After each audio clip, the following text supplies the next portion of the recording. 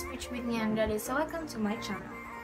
So this video, namin interview kay mama and may sasabihin muna ako sa inyo guys. Nasa Davao na po ako and it's already April 8 and 7:03 PM na. And umuulan pa nga sa labas. Dapat kasi kagabi ko pa ito na-upload. As in, kagabi pa dapat. Pero naubusan pa ako ng load. So, dapat kasi guys, yung intro ko, dapat nasa samal ako. Kaso lang, dun sa na-edit ko na dapat na-upload ko na kahapon, walang tunog. Tinamad ako mag-edit kasi napakaganda na po nung, hindi naman sa ganun kaganda, hindi naman sa ganun kaganda, hindi naman sa... Talaga! Pero, na-appreciate ko lang yung na-edit ko guys. Pero ngayon, sobrang tinamad ako and 7 na nga and hindi ko pa ito na-edit guys. Pero, insert na lang kasi yun na nga, no choice ako, tinamad ako. And pasensya na guys, ang dami kong end na sinabi doon. Shoutout nga pala kay mama, sorry ma, sobrang tagal kong na-upload itong video na to. But I hope you guys enjoyed this vlog. If you do, please give me a big thumbs up and subscribe to my channel. And please don't forget to follow my Instagram, Twitter, and Facebook. Tignan nyo na lang po sa description and basa-basa din po pag may time. Without further ado, let's get started. Hello everyone! Andito po ako sa kwarto ng aking nanay. And first, kasama ko po siya sa aking vlog. And hi! Yes! Welcome to my channel, mama. Hi! so hi mama, welcome to my channel. Yeah. So, my first question is, kailan ka nagsimulang mag-collect ng Hello Kitty? Since 2006. Sa lahat ng collection mo, alin doon ang pinaka-favorite mo? Kukunin ko pa ba siya? Huwag na ma. So next clip guys.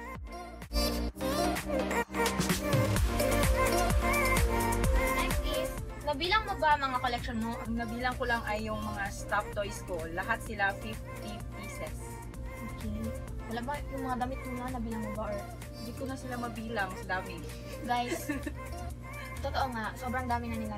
Na-remember mo pa ba kung saan galing ang mga collection mo? Or binigay ba yun? Most of my collections are from my friends.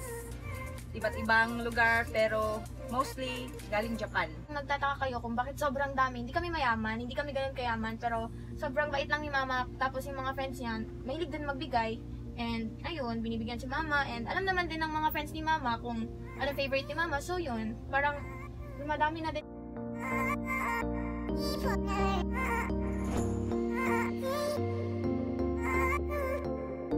Ang first collection mo na Hello Kitty?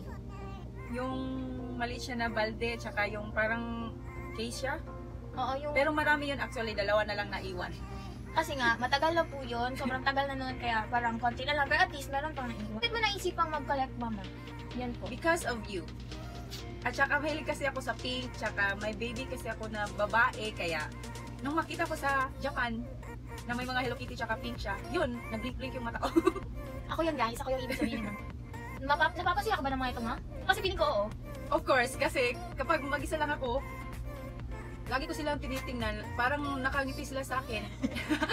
Napapatawa na lang ako kahit mag-isa, napapangiti ako kahit mag-isa lang ako sa bahay. Tapos kapag pagod ako, di ko iniinda yon. Kasi pag nakita ko sila, parang always lang nakasmile sa akin. Tsaka kahit may problema ako, nawawala na lang bigla dahil sa kanila. Yan ang nagagawa ni Hello Kitty sa buhay ko talaga. At alam niyo naman guys, kahit naman hindi si Hello Kitty lang or yung favorite yung characters, napapasaya naman kayo kasi nga, yun yung favorite natin. Iba-iba tayo ng gustuhan. Yung mama ko, si Hello Kitty yung gusto. May mga jewelries ka din mama, yung mga Hello Kitty. Yes, meron ako earrings. Meron ako actually na bracelet, kaya lang binigay ko dun sa friend ko. Bracelet siya na Hello Kitty na gold. Ownable gold. Binigay ko sa friend ko na mahilig din sa Hello Kitty. Kasi nga, give and take, ganun pa naman. Saan ba galing mga Hello Kitty mama? Yung iba galing sa... May pasalubong ako from my friend galing Dubai, Lebanon. Kamihan sa kanila, galing talagang Japan. Din sa Alaska, sa Amerika. Din ako galing sa Taiwan, parang ganon. Thailand din meron din. Magkano na kaya lahat ng gastos mo or sa mga nabili mo lang? Parang mga 50,000 lang yata. Pero of course guys, hindi naman everyday bumibili yung nanay ko. Since 2006 pa yun. Oo, since 2006 pa yun. So parang konti lang actually kasi ano? Most of my collections are from my friends. Yes, bigay lang po ng iba. Kaya dumami sa... And shoutout nga pala sa mga friends ni mama kasi sobrang dami na din and thank you for making her happy.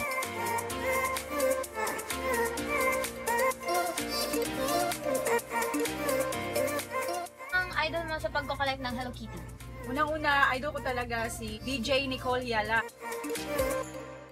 Pangalawa si May. Pangatlo si Kitty Jen. Hindi ko sila kilala guys. Yun, kilala ni Mama lahat yun. Of course, collector sila. Ano nga pala masasabi ni Daddy dito sa mga... Siyempre, addiction na din ni Mama to. Ano sabi ni Daddy?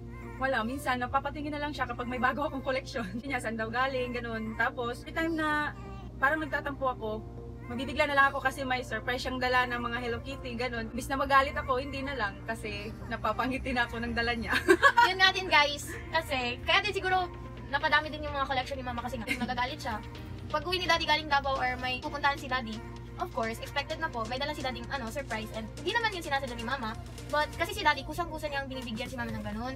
Hindi niya din iniisip yung gastos, basta si Daddy na maging masaya si Mama. So yun, baka yung misinterpret niya yan guys. Alin dito sa mga collection mo yung napakamahal, or ay hindi galing sa'yo, or basta binigay lang ng iba? Yung galing kay Daddy, birthday gift niya sa akin, worth of 3,500 na bag. Yun lang, from, US ba yun? Binili ko kay sister, tapos na-interview na rin yan sa Rated K. Ay, talaga ba? Ay, talaga ba? Sikat din siya kasi na siya sa Rated K. Oh, Rated K, baka naman! So, yun. Pakita ko sa inyo. And, lastly, ano masasabi mo sa mga mahilig mag-collect ng Hello Kitty? Just keep on collecting your favorite Hello Kitties. Wala sa edad yan, mapabata, mapamatanda, mapalalaki, bakla, tomboy, girl boy, bakla, tomboy. Basta mahilig sa Hello Kitty, collect lang kayo ng collect. Kasi parang nakakapahaba siya ng buhay, di ba? Kasi kapag masaya ka, parang mahaba yung buhay mo, wala kang sakit, ganun.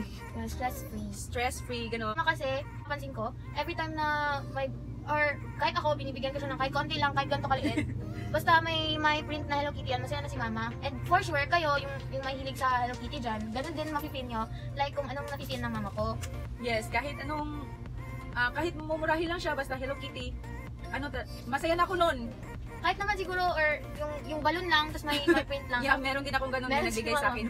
Kahit napulot niya lang sa tabi-tabi, basta may Hello Kitty, masaya na si Mama doon. So kayo, Hello Kitty lovers, shout out nga. Ay, oo nga pala si Ma'am, si Ma'am Maylin, binibigyan din niya ako kasi friend na kami, tapos suki niya ako doon sa DCLA, Ma'am Maylin Plaza. Thank you sa mga gifts niyo po sa akin. Shout out po, thank you po kasi... Tsaka yung mga friends ko na nagbigay, di ko na sila mabilang talaga, pero alam nila kung sino sila. Especially Mike Kakusa, marami ka nang binigay sa akin from Japan. Thank you po. And shout out nga pala sa mga friends ni Mama dyan. Yung sinabi niya, paulit-ulit.